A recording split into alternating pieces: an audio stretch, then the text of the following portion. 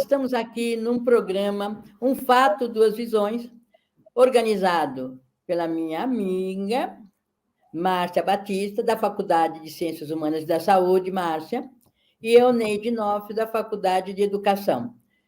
Hoje nós temos uma convidada, como sempre, as nossas convidadas são muito queridas e muito especiais, Silvia Nabinger.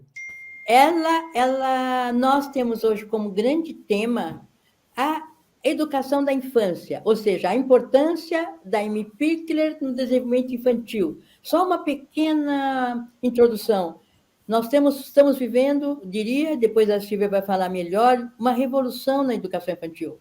Novas pesquisas, novas visões têm vindo da Hungria, de Budapeste. E a Silvia, em especial, ao representar a presidente da Associação Pickler no Brasil, vai contar para nós quais são as influências e os princípios desta ação, né, Silvia? E aí a Silvia vai dizer se é filosofia, se é ação, se é política da Amy Pickler, os princípios da Amy Pickler no Brasil. Bem-vinda, Silvia. Então, a pergunta sempre primeira é: quem é a Amy Pickler? E por que a Amy Pickler está se tornando importante mundialmente? Bom dia a todas e a todos. Muito obrigada por este honroso convite, inesperado para mim. Até pouco tempo atrás eu não conhecia vocês. Sim. E fiquei encantadíssima pelo trabalho de vanguarda que vocês desenvolvem e pelo impacto que vocês têm no território de vocês e também com a possibilidade de estender para outros estados, uma vez que esta ferramenta que nós estamos hoje muda um pouco a nossa trajetória e a nossa abrangência, né, territorial. Então, muito obrigada por tudo isso. E, bom, de fato, eu sou assistente social de formação. Morei em Buenos Aires até quase o final da faculdade. Eu fiz lá na Faculdade de Direito, onde a escola começou como escola de assistentes sociais penitenciárias, e vim para o Brasil porque me apaixonei por um gaúcho, e como meu pai era brasileiro, me transferi para a PUC, aqui me formei e imediatamente entrei no Juizado da Infância daqui de Porto Alegre, porque me impressionava muito o estado das crianças em geral, andando pelas ruas, descalças. Eu não tinha visto isso em Buenos Aires, que era o lugar onde eu morava. Então, o que aconteceu? De lá para cá, eu me tornei uma militante, vamos dizer assim, da infância, e como eu era perito e tudo já tinha acontecido, não me conformava com aquilo. Nós, no judiciário, quando tudo falha, o judiciário entra em ação. Mas primeiro, antes disso, passa por todas as instâncias, vamos dizer assim, da sociedade, né? A educação, a saúde, a assistência, e parece que nada funcionou, então termina lá. Então me parecia que não podia ser assim, e graças ao CNPq, eu fui fazer o meu doutorado na França. Esse doutorado como bolsista, e fui estudar, então, o meu projeto era o que tinha acontecido com as crianças adotadas pela adoção internacional que saíram do Rio Grande do Sul. Então, eu tinha muito interesse de entender se eles tinham ido só para se alojar, comer, dormir, ser criados, ou se eles eram os verdadeiros filhos daquelas famílias, mesmo que estrangeiras. Então, fiz a formação com o professor Lebovici, na época, na Faculdade de Medicina, sobre as interações precoces mãe-bebê, e lá tive a oportunidade de ser aluna da Miriam David e da Geneviève Appel, que foram as duas francesas que conheceram a Amy Pickler, ficaram encantadas com o trabalho e fizeram uma longa pesquisa sobre todos os impactos do jeito de cuidar um pouco diferente da época na França. Como eu tinha já lido um artigo no livro do A Júri e a Guerra, que era o único livro da psiquiatria infantil que tínhamos na época, sobre esse tema, eu me interessei e dali para frente eu não parei mais. Foi nessa mesma época que eu estava lá, na década de 80, que elas criaram a Associação Pickler França, onde justamente um dos meus orientadores, que era o Dr. Michel Soulet, um estudioso da psiquiatria da infância na França, que fez a história, ele, então, acolheu a Associação Pickler-Logzi, onde se encontra até hoje, para eles fazerem uma formação para os franceses, tá? E foi ali que eu terminei sendo professora também, durante 20 anos, indo e vindo, eu ia 2 vezes por ano para dar aula, mas sobre o tema do abandono e da adoção. Certo. Você, por que esse tema e quais são os princípios da Amy Pickler que você entende que são bem diferentes daquela época e que agora estão tomando força? Quais são esses princípios? Por que ela é diferente? Muito boa pergunta, porque nessa época a ideia sempre de achar que o bebê não é uma pessoa, que o bebê a gente levava, trazia, limpava, dava de comer, mas sem prestar atenção nos cuidados básicos. E então o respeito passou a ser, para Amy Pickler, um dos principais pilares, vamos dizer assim, da construção das ideias dela. Porque, basicamente, na época, a Amy Pickler, que nasceu na Hungria e estudou medicina em Viena, ela teve professores que, na época, eram revolucionários. Por exemplo, o professor dela, de pediatria, se durante o exame o bebê chorasse, ele baixava a nota, né? Porque se entendia que ele precisava, primeiro, entrar em contato com o médico, não é? Para ter uma interação, para depois começar o exame. Então, ela pregava que os 3 primeiros anos de vida são primordiais para o fortalecimento dos vínculos de confiança e que essa é a base do sujeito para, vamos dizer assim, o estabelecimento das relações internas e externas. Quando você faz referência ao apego seguro, você me remete ao Winnicott, né, que é também um teórico da psicologia que fala muito da infância e dos primeiros anos. Há alguma correlação entre a Amy Pickler e o Winnicott? Perfeito. Realmente eles parece que não se conheceram, mas eles são da mesma época, porque o que aconteceu? Como a Hungria estava no bloco comunista da União Soviética, ela ficou muito isolada. E quando ela assumiu, por ser judia, não deixavam ela ter cargos públicos.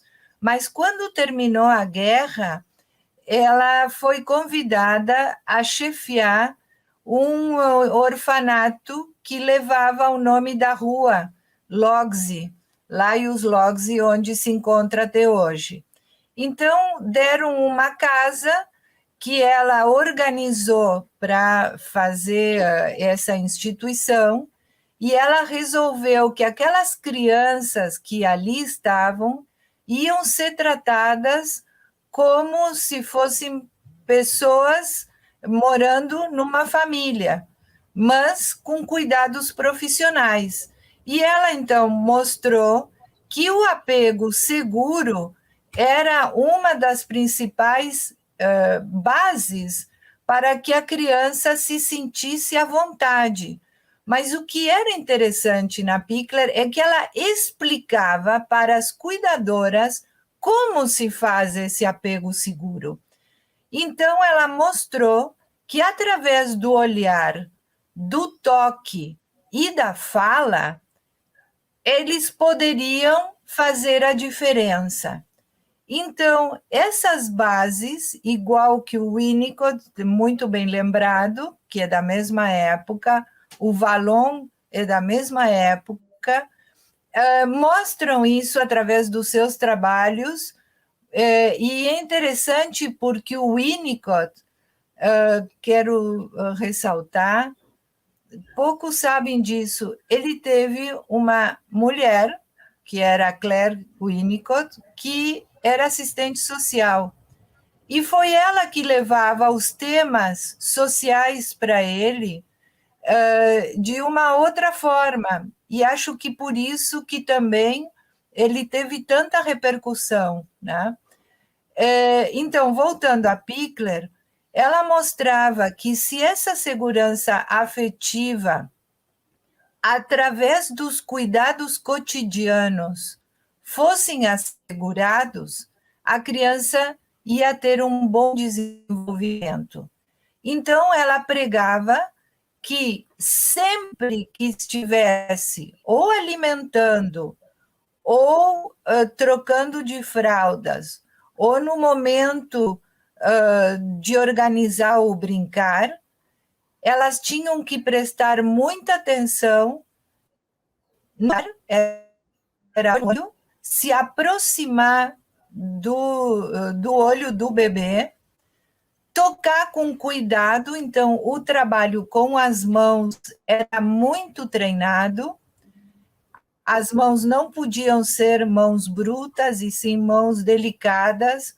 O toque, a maneira de pegar nos braços, a maneira de levantar do berço, de segurar a cabeça, de segurar a urna, e falar constantemente, sempre alertando antes de fazer o procedimento, o manejo com a criança, o que a pessoa iria fazer.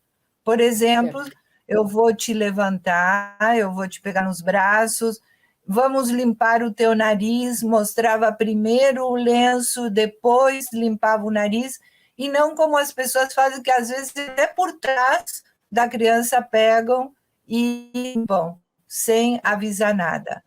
Então, a população do Pickler, qual que era? Perdão. Você falou que eram crianças. A origem dessas crianças, inicialmente, esse trabalho, era de que origem? Vinham da onde? Então, eram famílias? Como que era? Era um ambiente era um orfanato. Os pais ou tinham falecido, ou vinham de famílias que naquele momento estavam com problemas. Por isso que eu me interessei, porque era igual às situações que nós tínhamos nos abrigos aqui no Rio Grande do Sul. Então, você sabe, realmente... eu acho interessante isso que você está trazendo, porque eu às vezes surpreendo meus clientes quando eu digo para eles assim, que mãe não é importante. Assim, mãe, é bom ter mãe? É uma estrutura, é a nossa estrutura cultural, social, então é bastante valorizado. Mas a criança, mais do que de mãe, ela precisa de adultos que a assegurem, que cuidem delas. Então, por isso eu acho muito interessante você estar trazendo uma teoria que não vem da observação da estrutura familiar instituída no Ocidente, né? Da família burguesa nuclear. Você está trazendo uma possibilidade importante de que não importa quem cuida da criança, se é a mãe, se é a avó, se é a tia, se é a cuidadora do orfanato, o importante é como esse cuidado é feito.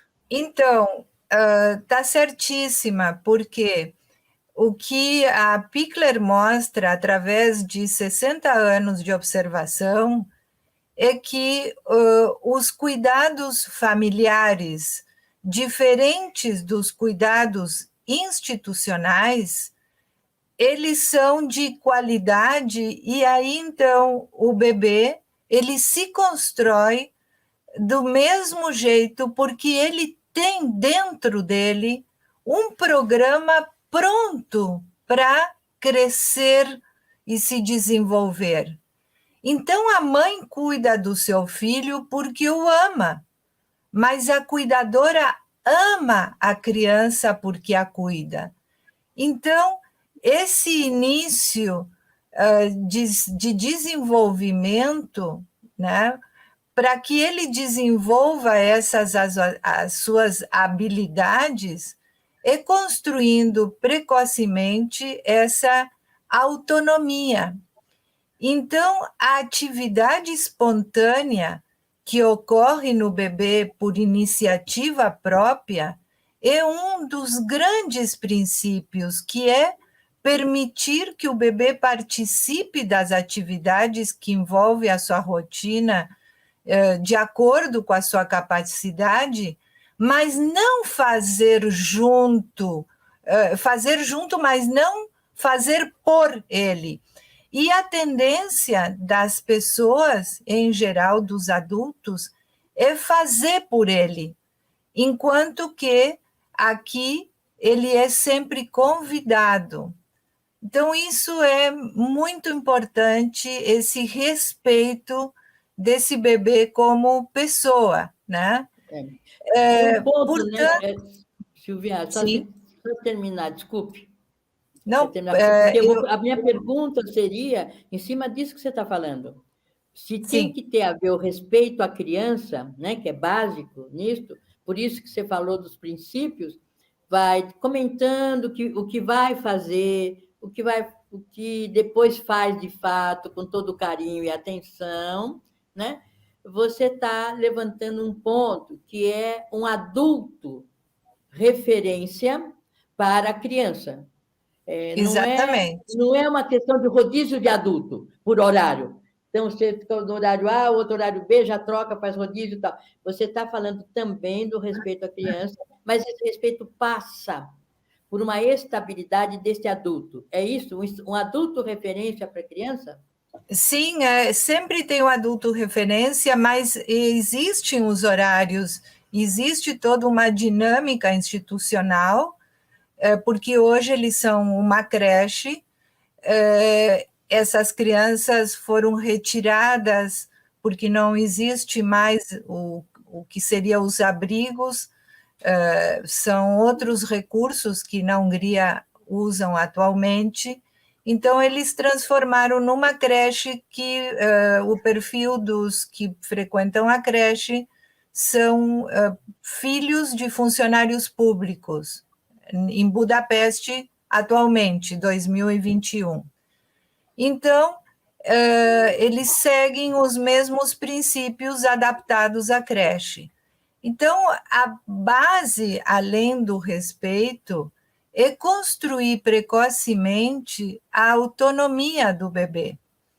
E esse sentimento íntimo de competência e possibilidade de escolha que eles dão para a criança, juntamente com a alegria e o autodesafio, ou seja, que ele vá descobrindo, por exemplo, o que ele quer fazer a todo momento, os brinquedos que ele quer escolher.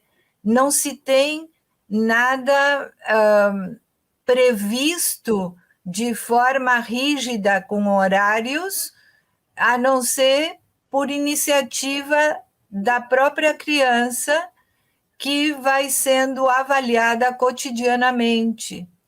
Então, Silvia, eu estou sim. te ouvindo e, assim, a Neide sabe, eu sou a feliz vovó de trigêmeos. Ai, que maravilha! E agora recém completaram 3 anos, né? Embora eu nunca ouvi falar da Pickler, e provavelmente minha filha também não, ela sempre teve esse cuidado. E me lembro, assim, logo que eles começaram a poder abrir a boca, assim, não, vovó, faço sozinho. Eu estou chocada, de verdade, de ver meus netos com 2 anos e pouquinho, já pondo o sapato sozinho, já enfiando a blusa sozinho, né? Mas também fui pensando no que você está falando, na importância daquilo, fazendo uma correlação com o que você fez anteriormente, de um treinamento do adulto, né?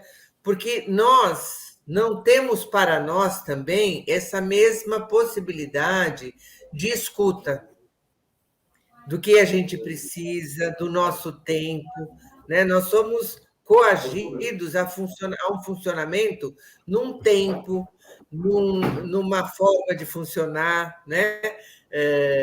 A gente tem que almoçar naquele horário, às vezes a gente não almoça, almoça correndo, porque a gente tem que entrar para trabalhar naquele horário. Então, como é que a Pickler pensa ou não pensa essa articulação entre o adulto, que é aprisionado num contexto social, né? Tem horário para chegar, a mãe tem que ir para trabalhar, e a possibilidade de escuta para essa criança?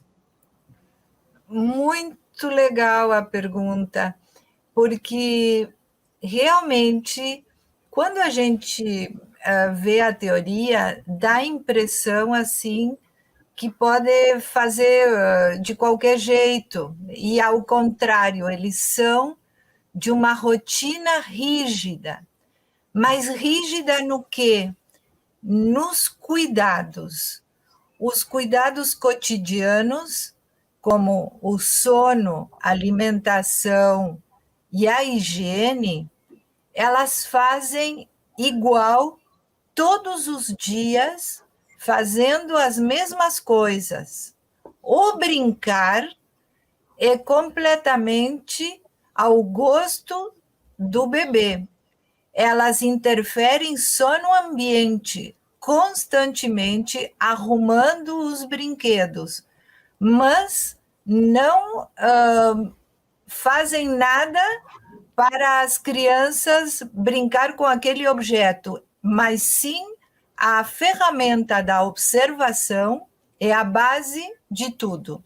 Todos os dias, a pessoa que é responsável por aquela sala, por exemplo, vai passar e conversar com as educadoras. Como é que está a criança, o que ela fez naquele dia, porque para o bebê existir, ele precisa ser olhado por alguém. Mas para a cuidadora ter a sua importância, alguém precisa conversar com ela, senão ela se desinteressa, talvez, pelo bebê. Então, por isso a importância da coordenação do pedagogo, a pessoa responsável, desde a cozinha, a porta da creche, até esse trabalho delicado, minucioso do cotidiano. Então, essa rotina ela é pré-estabelecida e a criança sempre ocupa o mesmo lugar, por exemplo, na hora do almoço. Cada uma come individualmente, quando são menores, que ainda não manejam a colher. Elas comem no colo. E ela sabe que vai esperar, porque depois da Maria vem a Joana. E todos os dias se repete a mesma sequência. E ela vai falando, depois da Maria, já estou te dando, Joana, de comer. Então, a Joana sabe esperar. Ela não se desespera, porque sabe que depois vem a vez dela. Então, esses trigêmeos devem hoje estar muito bem embasados na sua autonomia, porque essa mãe teve esse sentimento íntimo com eles de competência e possibilidade de escolha.